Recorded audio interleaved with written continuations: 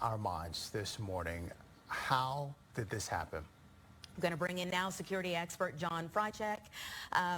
We got to ask you here, a parade is supposed to be a place where families can go. It's all about family fun. You want to relax, enjoy, celebrate.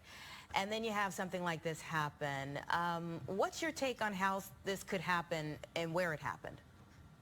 Good morning, and thank you very much for having me. I appreciate it.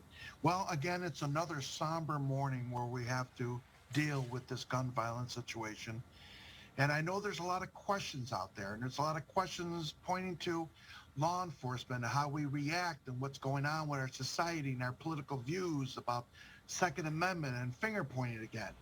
But, this is a root problem, much like a stubborn weed on your patio. You pluck it, but you don't deal with the root problem. Now, first off, I want to thank the men and women of law enforcement.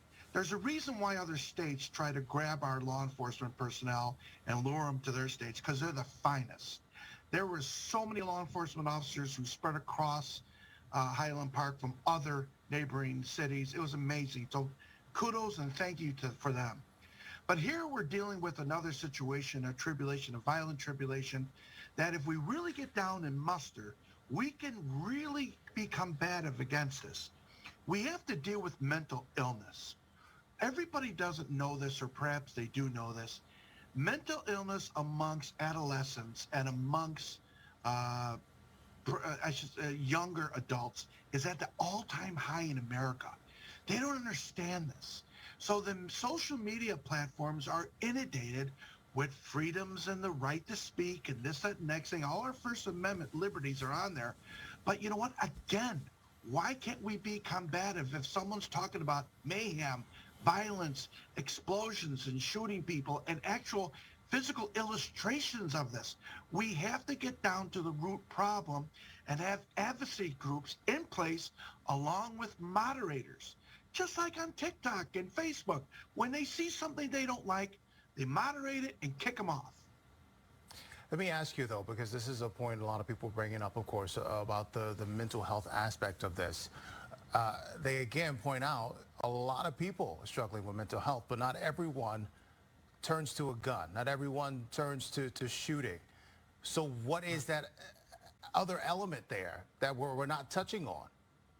Well, it's preventative disposition. If we can look at social media and get groups together, they could be nonprofit, and then they can mix it up with raw law enforcement. And then maybe just to go into the Second Amendment advocates, we could say maybe we should impose a psychological test before you buy these types of weapons, and leave it to the gun dealerships to have the freedoms to say, hey, buddy, hey, ma'am, you're not right. I'm not selling you this firearm.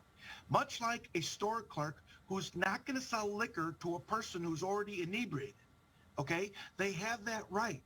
Or let's go back to child pornography. When you talk about child pornography online or anywhere, you're going to get visited by law enforcement. We have to strike the root problem. It's not about law enforcement and the preventative measures. They're doing a great job, but we need to step up the intelligence factor.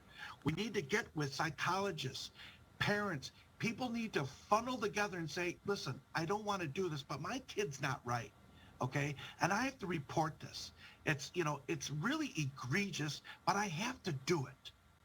Yeah, well, he did post a series of violent YouTube videos online, so certainly we've got to get better about being able to flag those types of things. Thank you so much for joining us and having this important conversation. My pleasure. Thank you. All right.